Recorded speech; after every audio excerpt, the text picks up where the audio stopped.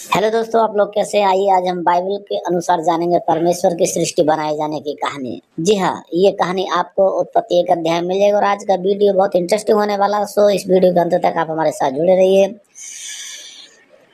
उत्पत्ति एक अध्याय के एक पद में लिखा है कि आदि में परमेश्वर ने आकाश और पृथ्वी की सृष्टि की और सृष्टि बेडौल और सुनसान पड़ी थी और गहरे जल के ऊपर अंधेरा छाया था तथा परमेश्वर का आत्मा जल के ऊपर मंडलाता था। परमेश्वर बोला कि उजियाला हो, तो अंधेरे में उजियाला हो गया और परमेश्वर ने उजियाले को अंधकार से अलग किया और परमेश्वर ने उजियाले को दिन और अंधकार को रात किया। इस प्रकार पहला दिन हो गया। दूसरे दिन परमेश्वर ने एक जल के बीच बड़ा अंतर किया और बोला कि जल के बीच अंतर हो जाए और उस अंतर को परमेश्वर ने आकाश कहा और इस प्रकार दूसरा दिन हो गया। और तीसरे दिन परमेश्वर ने कहा जल के बीच से सूखी भूमि दिखाई दे और जल एक स्थान में इकट्ठा हो जाए और सूखी भूमि जल में से दिखाई दे और सूखी भूमि में परमेश्वर ने सृष्टि का और जो जल इकट्ठा हुआ उसको समुद्र का। और परमेश्वर बोला कि पृथ्वी में हर प्रकार के पेड़ पौधे और हर प्रकार के अपने अपने फल और बीजों के अनुसार वनस्पति हो गए और वैसा ही हो गया।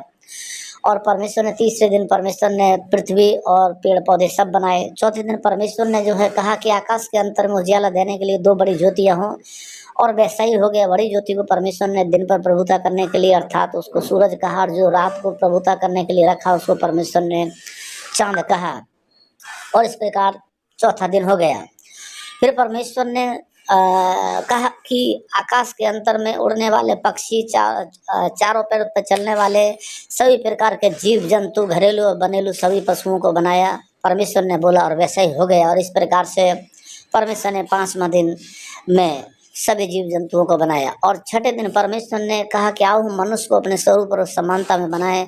तब परमेश्वर ने भूमि की मिट्टी ली और उससे जो है एक पुतला बनाया अर्थात आदम के नथनों में जीवन का श्वास फूंक दिया और वो जीवित प्राणी बन गया। और परमेश्वर ने मनुष्य को लेकर और परमेश्वर ने जो है कहा कि बहुत ही अच्छा है और उसको जो है कहा कि जाओ फूलो फलो पृथ्वी में भर जाओ और सृष्टि के ऊपर अधिकार रखो, सभी जीव जंतुओं के ऊपर और सभी चीज़ों के ऊपर अधिकार रखो।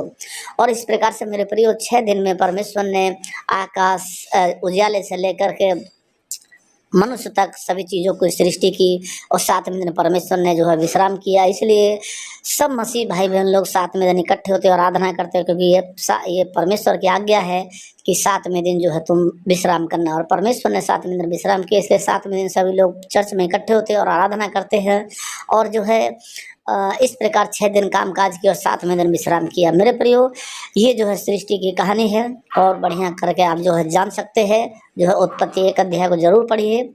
और मेरे प्रियो कुछ सवाल है तो आप इस सवाल को आप जो हमारे साथ साझा कर सकते हैं और जो है आप कोई सवाल भी पूछ सकते हैं। मेरे प्रियो, आपको हमारे साथ जुड़ने के लिए बहुत बहुत धन्यवाद।